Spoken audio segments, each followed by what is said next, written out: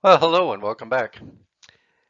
In this unit, we're going to be talking about decision making and business intelligence and the types of systems we can use to help with that analysis because we live in a world of big data, don't we? And there's lots of opportunity there for us. So let's have a look. So what do you think? Is data a competitive weapon or an important organizational asset that can be used to create value? We've talked about concepts like this throughout the course, and I think a lot of people would agree, just in general, that data has got some ability to create value. But if that's the case, how many organizations can we go into where we know the title of the manager whose job it is to take care of the data and extract value from that data if it's an asset? Some organizations do a better job than others at this, but I would think it's safe to say that most organizations are getting better at this and they're thinking about this. Here's a question though. Who knows where the value of the data is represented on a company's balance sheet? Think about that in some of your accounting courses when you've learned about the balance sheet and where you represent different things. I suppose data would be considered an intangible asset. Would that be fair? It's not something we can pick up and feel or, that kind of thing like cash or a building or a vehicle. So it's an intangible asset. But where do we represent it? How does it get represented? Do we even have an indicator that we can calculate? Something like a return on data, perhaps, that we could use to say, okay, here's how much we're making off of our data. For some companies, think about it, like Facebook, data is where it's at. That's probably their biggest asset, isn't it? Sure, they own some buildings and server farms and things like that, but for the most part, the thing that's valuable at Facebook is their data. And they can use that data to engage with customers and sell that to advertisers and hopefully convince people to buy things, right? And so that's a pretty valuable asset for them. Likewise, for a lot of other big companies, think about Google, Amazon, Apple, data is a pretty big thing to those folks as well, right? So we have to think about these things a little bit. And so, as we enter into this unit, keep that in mind, right? And think about the fact that we now live in a world where we're dominated by something called big data. Big data is massive, massive amounts of data collected over time. Everything we do generates data. Think about the cell phone you carry with you every day. It's constantly connecting back to the server of your cell phone company, reporting information on your movements and which cell towers you're connected to, the amount of time you spend on the phone, who you're calling, all sorts of things like that, isn't it? Suppose from that data, could we tell when you woke up and got going in the morning and when you went to bed at night? Probably. Right? We could figure things like that out. Think about the apps you choose to install on there that collect even more data. Could we tell even more about you? I think we can, and there's a lot of companies now using that data in ways to get a better understanding of people, mostly for marketing purposes, right? So we can sell more to them. So that big data can be useful for making better decisions, right? Good quality decisions. Have you ever been in a situation where you've, um, been thinking about something or talking about something, and then the next day you get ads for that thing, right? Have you ever wondered if someone was collecting a little bit of data on you, maybe, and then using that to target those ads? Well, perhaps they were. Perhaps some of those apps are collecting where you browse or your shopping history or other information about you that might indicate that you're ripe for this product. And then they're going to advertise that product to you the next day. So it's kind of uncanny at times how good we're getting at understanding people. Okay, so we get insights we might not normally see. Target, they're well known for at one point figuring out a bunch of different factors, including the type of hand cream women purchased and things like that, that they could all put together to tell if someone was expecting a baby. and then they can send coupons to that person for baby products. It's an interesting case, isn't it? And is that ethical? And is it a good idea? Right? Can we use that data in ways to help us out? All right, so that's the idea behind big data. I've got a great video up for you. I put it up in our class site for you to have a look at. And in that video, it's a fairly long one, but it's an excellent look at how our lives have really transformed in this kind of age of data. So I really encourage you to have a look at that, spend some time in that if you haven't already, and make sure you get a better picture of what's going on. It really is a much different world now than it was even 10 years ago. All right, well, we've got a world of data. We've got big data. That's sort of our starting point. How do we use that data, right? And we know that decision making is sort of one of the biggest jobs that managers do, right? In business, they make decisions all the time. Maybe they make small ones, maybe they make big ones, but they make decisions all the time. Decisions can be complex at times. There may be some uncertainty about which way to go. There could be too much information available to us. We call that information overload, don't we? You might have heard that term before, information overload. All right. And the quality of the data may be an issue as well. Perhaps that data is just not up to the challenge we're looking for. Right? So our challenge is to find the data we need and incorporate it into our decision making. So we don't want too much data, but we definitely want what we need to do a good job. Let's look at how big this challenge might be then. This is a little infographic from our book. It talks about how big is data, right? So a kilobyte, we've heard that term lots, that's 1,000 bytes roughly. And so if you look at a page, a typewritten page of paper, that might be 2 kilobytes. All right. A megabyte is 1,000 times bigger.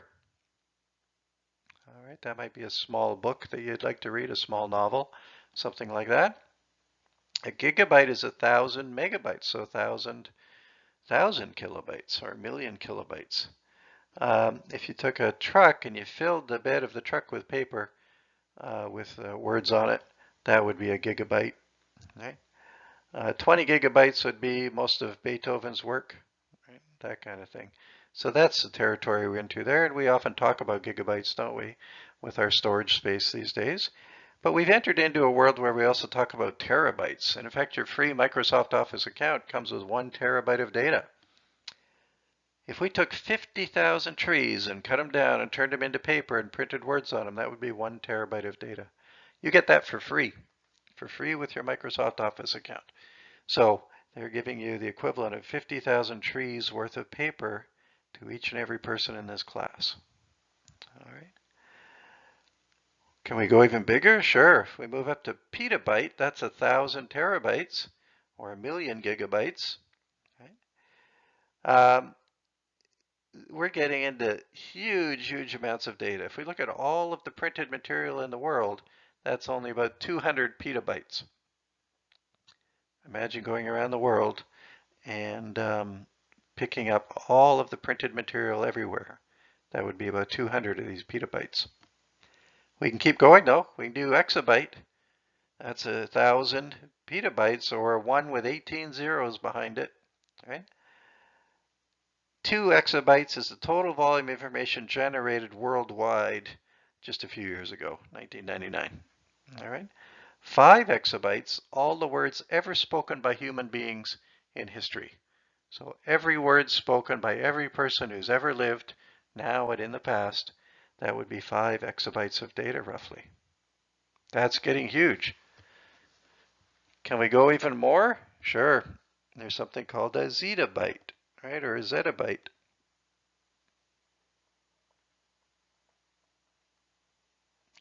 That's 1,000 times bigger. All right. That's 10 with 21 zeros after it. So it's 1,000 exabytes. All right. In 2018, so just a year and a half ago or a couple of years ago, we figure all the information traveling around the internet and moving around the world could be measured in the zettabyte range, probably about 30 or so. So we're now getting up into gigantic amounts of data. Now remember, as we go through this list, we don't just get a little bigger as we go. We get 1,000 times bigger each step. That's huge, right? And so we're dealing with lots of information. How do you find your way through it? If you need some information to make data, you're just going to be overwhelmed, right? It was easy 100 years ago because you only had to read a few things and you had all the information available. Not true anymore. Right? It's getting beyond the ability of human comprehension. All right, so we can use technology to help though, and that's a lot about what we're going to talk about today.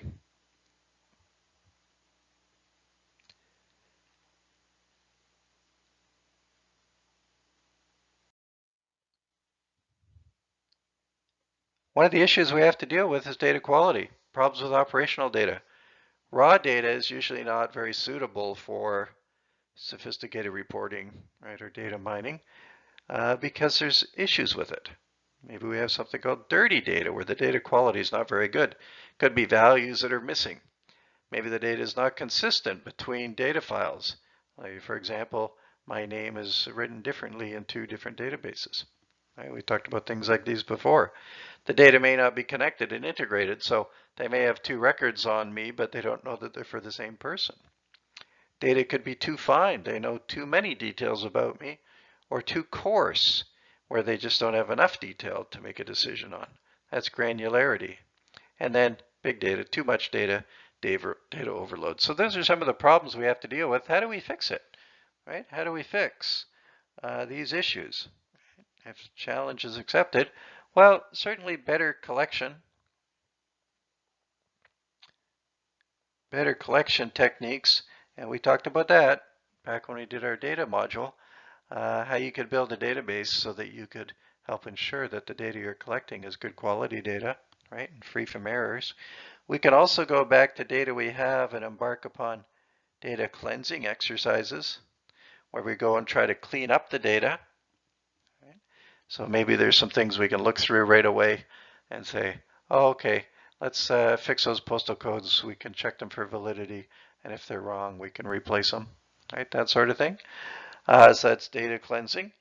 And we can even look to artificial intelligence, AI, to save the day and come in and give us a hand, because we can write software that can read the data and spot what might be errors, but it could do it much quicker than a human could do it. Right? So that could help us clean up our data. Now, if we think way back to our transaction processing systems, or TPS, that leads us into an idea called OLTP, online transaction processing.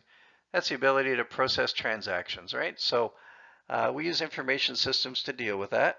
We collect data electronically, and we process that sort of real time online. Think about a point of sale system at a grocery store, for example.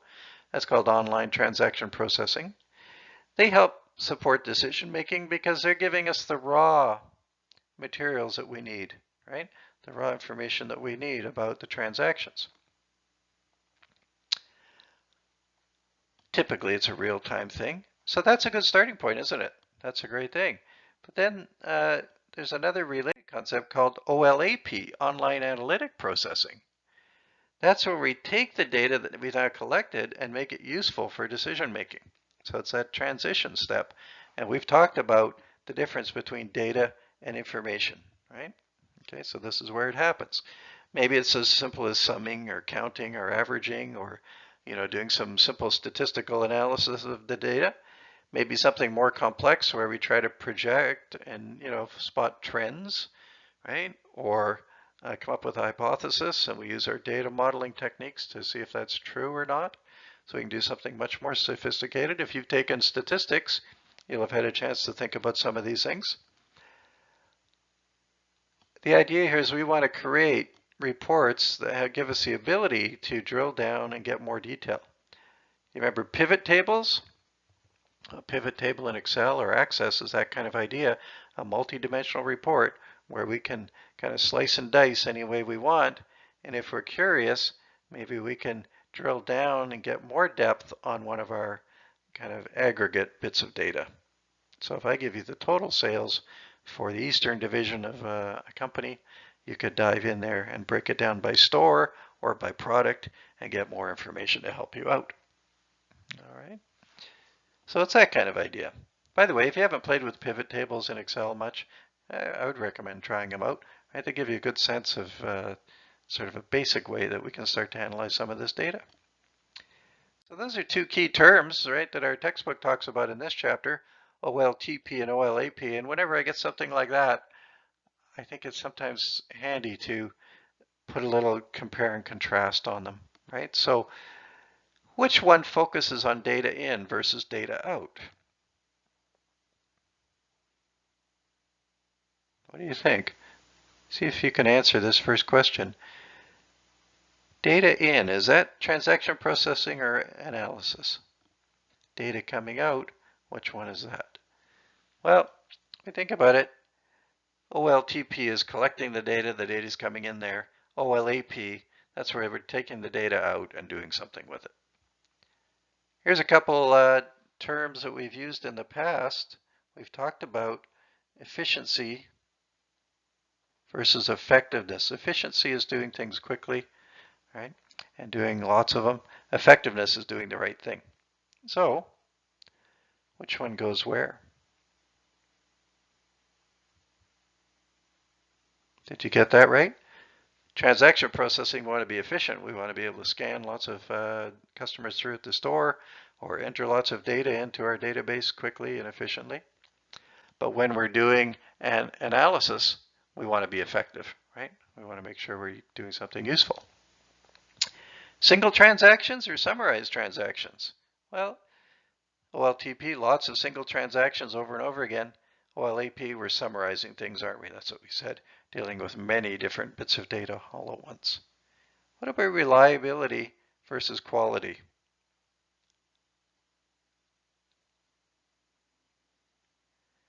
Well, we want to be able to rely upon the data that we've got so that we can make quality decisions. Now, did you maybe think of this in reverse where you said, look, I want to be able to rely upon my decisions and I have to make sure that my database has quality in it? That would be okay. I think, as we think about that, it depends on how we define those terms, doesn't it? So if you got the right idea, that's perfect. The importance of a robust, flexible interface? Well, not that important with OLTP. Want to be able to get the data in, right? But with analysis, we want to have flexibility, right? We need to be flexible in order to be able to get that analysis done, right? So that's our goal. Good, so that's just a few ideas to get us going. Right, so I'd like you to have a look through the textbook now. If you haven't, go back and watch that full big data video that I posted for you as well. And then we'll dive into the next step, which is have a closer look at some of these business intelligence systems that we can use to help with all of our analysis. All right, bye for now.